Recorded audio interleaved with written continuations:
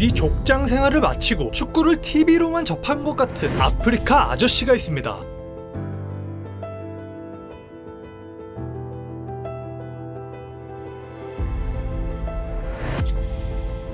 그런데 그거 아시나요? 사실 이 아저씨는 한때 프리미어리그를 벌벌 떨게 했던 디디에 드록바입니다. 그는 항상 결정적인 순간에 골을 넣었고 한 나라의 전쟁까지 멈추게 했던 레전드 축구 선수였죠. Yeah, the king, the man who produced. Didier did it time and time through his career. You've got to take your team to the trophy. That's what he did. No one did it better than Didier Drogba. Drogba, there is only one. In the Premiership, there is only one.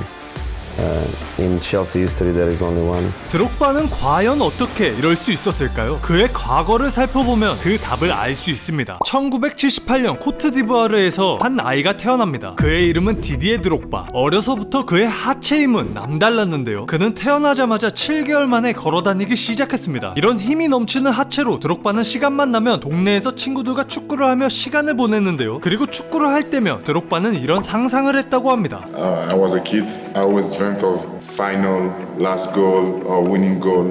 You know, in Ivory Coast, I was playing with my friends in the street. 그리고 이 습관은 훗날 그의 최대 강점이 됩니다. 드록바는 6살 때 삼촌을 따라 프랑스로 떠나게 되는데요. 그 이유는 축구 때문이 아니었습니다. 그저 프랑스에서 더 나은 교육을 받기 위한 부모님의 조치였죠. 드록바는 프랑스에서 열심히 공부했고 주말에는 2부 리그 축구 선수였던 삼촌의 경기를 보며 시간을 보냈습니다. 그렇게 5년이라는 시간이 흐른 뒤 11살이 된 드록바는 처음으로 축구를 배우기 시작했는데요. 놀랍게도 그의 첫 포지션은 오른쪽 풀백이었습니다. 몇 년 뒤 삼촌이 드록바의 경기를 보러 왔는데 라이프백을 보고 있는 드록바를 보고 Non, on fait que des attaquants, donc tu vas passer devant. 그때부터 드록바는 공격수로 포지션을 바꾸게 됩니다. 그리고 곧바로 엄청나게 골을 넣었죠. 그가 포지션을 바꾸자마자 성공한 이유는 바로 그가 수비수들의 심리를 꿰뚫고 있었고 축구 지능이 높았기 때문입니다. Football IQ?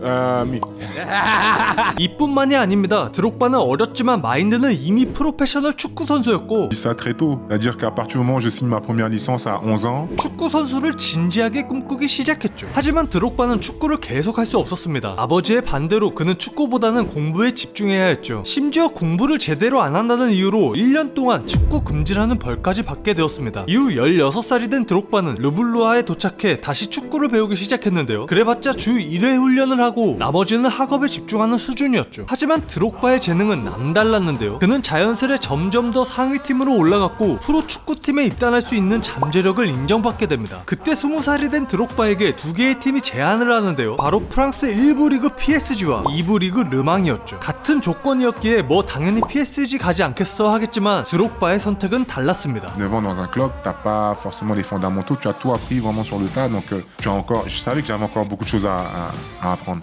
Et donc j'ai décidé de signer au Mans. 이제 정식 프로 선수가 된 드록바는 그토록 원하던 축구를 원 없이 할 수 있게 되었는데요. 그렇게 드록바는 경기에 출전만 하면 멋진 골을 넣기는커녕 2년간 계속해서 부상을 당하며 커리어가 망가질 위기에 처하게 되었는데요. 그 원인은 바로 드록바의 유리몸 때문이었습니다. 11살 때부터 일주일에 한 번만 훈련하던 그의 몸이 프로의 훈련량을 버티지 못했던 것이죠.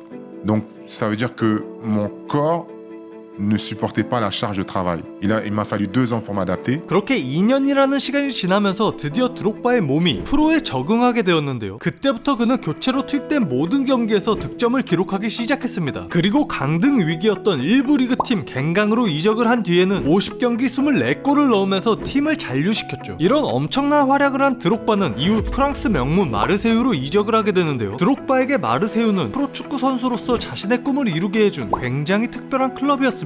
그리고 마르세유와 팬들 또한 드록바에게 완전한 믿음을 보내주었죠. 그렇게 드록바는 그곳에서 한 시즌 만에 55경기 32골 7도움을 기록하며 곧바로 마르세유의 에이스가 되었습니다. 마르세유에서 이제 딱 1년을 뛴 드록바에게 한 클럽이 접근을 해왔는데요. 바로 프리미어 리그의 첼시였습니다. 당시 러시아의 로만 이브라이모비치는 첼시를 유럽 최고의 팀으로 만들기 위해 막대한 돈을 퍼붓고 있었는데요. 포르투로 유럽을 정복한 조세 무리뉴 감독을 데려왔고 그에게 어떤 선수가 필요하냐고 물었는데 All the big names in Europe at that time, I told Drogba. And who is he? Where is he playing? Mr. Abramovich, pay and don't speak. 그렇게 드록바도 모르는 사이 첼시와 마르세유는 협상을 진행시켰습니다. 하지만 드록바는 마르세유를 정말 떠나기 싫었죠. 그 정도가 어느 정도였냐 하면 드록바가 직접 감독에게 전화해 떠나기 싫다고 말을 했고 에이전트에게도 떠나지 않겠다고 선언할 정도였습니다. 그리고 여기서 끝이 아니라 아예 구단주를 찾아갔는데 Tu as fait cette année, Didier, est-ce que tu pourras faire ça l'année prochaine? Piquer mon ego. Parce que je me suis dit, ah, donc ça m'a vexé, je me suis dit, bah, tu sais quoi, c'est bon, je pars. 그렇게 드록바는 마르세유에 남고 싶었음에도 첼시로 떠나게 됩니다. 드록바는 첼시에서 완전하게 집중하지 못했는데요. 달라진 날씨, 언어, 그리고 주변에서의 압박감에 적응하지 못하고 있었죠. 그럼에도 그는 중요할 때 자신의 역할을 해주면서 첼시가 50년 만에 리그 우승을 하는데 일조했습니다. 그리고 이어지는 05-06 시즌에도 12골을 넣으며 첼시의 리그 2관왕에 기여했지만 솔직한 말로 아직 그는 완벽하게 적응하지 못했었죠. You know, I'm not in 100% this season. I've never been in 100%. 그 다음 시즌부터 드록바는 첼시에 완전히 적응하기 시작했는데요. 그는 36경기에서 20골을 기록했고 특히 라이벌팀인 아스날 킬러로 자리 잡게 되었습니다. 여기서 잠깐, 드록바가 아스날에 그토록 강했던 숨은 이유를 아시나요? 충격적이게도 그는 과거 아스날 팬이었습니다. 아스날은 앙리와 벵거 감독 때문에 프랑스 사람들에게 인기가 많았는데 어려서부터 프랑스에서 자란 드록바도 아스날의 팬이었죠. As a young kid growing up in France, that everyone was supporting in France was Arsenal. I was a fan at that time. 드록바는 그런 아스날을 상대할 때면 오히려 도전으로 여겼는데요. 그는 아스날과의 경기에서 정말 자신의 모든 걸 다 바쳐 뛰었습니다. 그리고 드록바가 잘하면 잘할수록 이상하게 벵거의 도발은 커져갔죠. Arsene Wenger was saying, he didn't do a match, during the game, so it became another challenge for me to score. 그렇게 드록바는 아스날전 15경기에서 무려 15골을 기록하는 진정한 아스날 킬러가 되었습니다. 이제 드록바는 첼시에서 없어서는 안 될 전설적인 선수가 되었는데요. 조세 무리뉴는 드록바를 이렇게 평가했습니다. I don't think you can replace Drogba. You can buy top players, you can invest like Chelsea did, but Drogba, there is only one. In the Premiership there is only one. In Chelsea history there is only one. 그럼 당시 드록바의 장점은 과연 무엇이었을까요? 하나는 스피드입니다. 근육 덩어리의 거구에도 불구하고 드록바의 순간 스피드와 가속은 엄청났습니다. 특히 수비수를 등지고 있다가 순식간에 몸을 돌려 질주하는 모습은 많은 수비수를 당황하게 만들었죠. 또 하나는 파워입니다. 드록바는 엄청난 피지컬로 수비수와의 몸싸움에서 좀처럼 밀리지 않았죠. 이렇게 몸싸움을 하다가 터치 한 번에 몸을 돌려 때리는 중거리 슛은 그의 트레이드 마크가 되었습니다. 뿐만 아니라 드록바는 아주 큰 머리로 큰 머리를 가졌는데 머리만큼 목도 굵었습니다. 이렇게 머리만한 목 근육으로 헤딩을 하면 파워가 그냥 발로 때리는 수준이었죠. His header, I think for me, his header was more stronger than when he shot. Because one time I was in front of Drogba and he just smashed the ball with his hair. With his head. It was like a Roberto Carlos shot. And I said, Drogba, did you see your head? He looked at me. He was so pissed. At that speed, you can imagine. 마지막 하나는 이상할 만큼 강팀에 강하다는 점입니다. 평소에 잘하다가 이상하게 중요할 때 못하는 선수들이 많은데요. 하지만 드록바는 반대였습니다. 그는 10번의 결승전에서 무려 9골을 기록했고 아스날, 맨유와 같은 강팀의 킬러였죠. 그가 어렸을 때부터 결승전에서 마무리골을 넣는 상상을 한 것처럼 그는 커리어 내내 중요한 경기에서 핵심적인 역할을 해냈습니다. 드록바는 대부분의 시간을 프랑스에서 보냈고 코트디부아르에서 발생한 내전으로 나라가 미쳐 돌아가고 있기에 그가 프랑스 국적을 선택해도 이상하지 않은 상황이었습니다. 하지만 드록바는 코트디부아르를 자신의 조국으로 선택했죠. 바로 그곳에서의 어린 시절, 할머니, 부모님, 친구들의 기억 때문이었습니다. 그때 드록바는 서로에게 총을 겨누는 나라를 축구가 하나 되게 만들 수 있다고 믿었는데요. 그렇게 그는 역사상 단 한 번도 이루지 못했던 월드컵 진출을 목표로 했습니다. 드록바는 주장으로서 분열된 조국만큼 분열된 대표팀을 하나로 만들기 시작했고 Des fois, t'arrives le matin, le gars il te regarde, il te serre même pas la main, mais vous jouez ensemble le dimanche et vous êtes obligé d'être collectif parce que c'est pour l'équipe. La prime à la fin, c'est la même pour tout le monde. Il faut je dirais pas qu'on se remette à travailler, mais qu'on retrouve un peu de rigueur. 코트디부아르는 극적으로 월드컵에 진출하게 되는데 그때 드록바는 카메라를 향해 자신의 진심을 전했습니다. Aujourd'hui que toute la Côte d'Ivoire peut cohabiter, peut jouer ensemble pour un même objectif. Aujourd'hui, on vous demande, s'il vous plaît, on se met à genoux. Le seul pays de l'Afrique qui a toutes ces richesses ne peut pas sombrer dans la guerre comme ça. S'il vous plaît, déposez tous les armes. Faites les élections, organisez les élections et tout ira du mieux. Pardonnez. Pardonnez. Pardonnez. 이 영상은 코트디부아르 전역으로 방송되었고 일시적으로 코트디부아르에선 단 한 발의 총성도 들리지 않게 되었죠. 이 사건은 평화의 불씨가 되었고 결국 2007년 정부와 반군 사이에 휴전 협정이 체결됩니다. 그렇게 드록바는 코트디부아르에서 단순한 축구 선수가 아닌 전쟁을 멈춘 국민 영웅이 되었죠.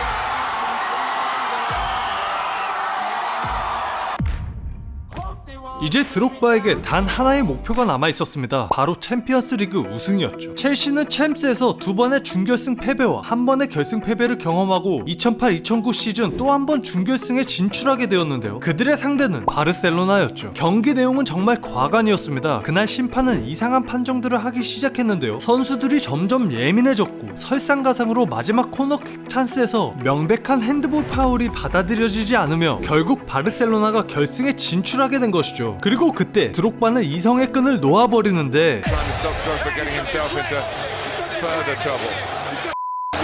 이날 드록바는 이성을 잃었지만 이후 이성을 되찾고 찍은 재밌는 CF가 있습니다. 드록바와 메시는 터키 항공 CF를 같이 찍게 되었는데요. 이번에는 축구장이 아니라 세계 곳곳의 맛집을 찾아다니는 레이스였죠. 드록바가 맛집을 찾아갈 때마다 이미 메시는 그곳을 왔다 갔고 아무리 외진 곳으로 찾아가도 그곳엔 메시가 있었습니다. 드록바는 마지막 레스토랑급 기내식을 받은 뒤 이것만은 내가 이겼겠지 하고 사진을 찍었는데 메시는 이미 항공사와 계약을 한 상태였죠. 챔스에서 메시에게 계속 이길 뻔하다가 지는 드록바가 이 내용으로 CF를 찍었다고? 새삼 쿨가이라는 생각이 드네요. 그런데 잠깐, 드록바의 이 영상이 재밌으시다면 이런 귀여운 드록바를 봐서라도 구독, 좋아요 한번 부탁드립니다. 자, 다시 돌아와서 그렇게 첼시의 챔피언스리그 우승의 꿈은 점점 멀어져 갔습니다. 설상가상으로 2011년 안드레 보아스 감독이 지휘봉을 잡았을 땐 기존의 노장 선수들을 과감히 경기에서 제외시키며 팀을 개편해 나가기 시작했는데요. 그 노장 중 하나는 바로 드록바였죠. 하지만 예상과는 다르게 첼시는 점점 더 무너져 갔습니다. 이후 수석 코치였던 디 마테오가 감독 대행을 하게 되는데요. 그는 버려졌던 노장들을 중심으로 다시 팀의 중심을 잡기 시작했고 기적처럼 첼시는 다시 살아나기 시작했습니다. 노장들의 반란이었죠. 그렇게 첼시는 준결승에 진출하게 되는데 그들의 상대는 바로 메시의 바르셀로나였습니다. CF의 내용과는 다르게 경기의 마지막 순간 토레스가 900억 일시불 골을 넣으며 첼시는 결승에 진출하게 됩니다. 결승전은 더 어려운 경기가 기다리고 있었는데요. 바로 미넨의 홈구장에서 미넨을 상대해야 했던 것이죠. 역시나 첼시는 1대0으로 뒤지며 매우 어려운 경기를 펼쳤습니다. 그리고 후반 88분 첼시 역사상 가장 중요한 골이 터지는데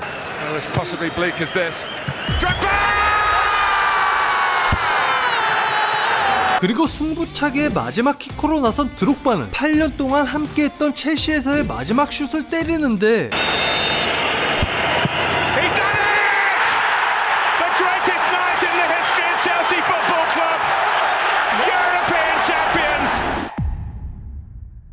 첼시가 드록바를 처음 영입했을 때 그들은 드록바를 완전히 신뢰하지 않았습니다. 오히려 세브첸코, 아넬카, 토레스와 같은 공격수들을 추가로 영입했죠. 하지만 드록바는 첼시를 50년 만에 리그 우승시키고 창단 107년 만에 최초로 챔피언스 리그 우승을 달성했습니다. 그리고 8년간 341경기 157골을 기록하며 첼시 역사상 가장 위대한 선수가 되었죠. 드록바는 축구를 못하게 된 어린 시절, 유리몸으로 은퇴할 뻔했던 시절, 그리고 모두가 끝났다고 우승을 포기하라고 한 순간에도 그는 절대 포기하지 않았습니다. 어쩌면 이것이 드록바의 성공의 비결은 아닐까요? Never give up until the end. Mata told me even if they score we have time to score another one. David told me to believe. And when we have this guy in the goal, you have to believe. So even if it was difficult, I believed. And today I think is amazing. 지금까지 첼시의 전설이자 아프리카의 전설 디디에 드록바에 대해서 알아보았습니다.